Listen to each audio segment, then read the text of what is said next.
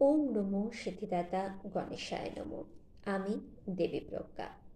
আজকে আমি কিছু জ্যোতিষ সংক্রান্ত ব্যাপারে কথা বলবো, যেমন কর্ম ও ভাগ্য একে অপরের পরিপূরক।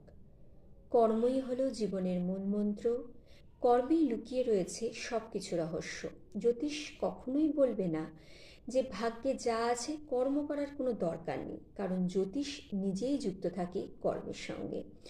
তাই কর্ম ও ভাগ্য একে অপরের সঙ্গে জড়িত। প্রত্যেক মানুষের ক্ষেত্রে এটা গুরুত্বপূর্ণ। আমাদের হরোস্কোপে প্ল্যানেটের পজিশন অনুযায়ী মানুষের ভাগ্য বিভিন্ন ধরনের হয়ে থাকে।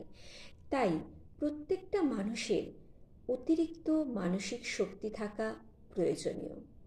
আপনাদের যদি এই ভিডিওটি পছন্দ হয়ে থাকে, প্লিজ লাইক, শেয়ার, সাবস্ক্রাইব করতে কিন্তু ভুলবেন না। পরবর্তী ভিডিওর জন্য ফলো করুন। ধন্যবাদ।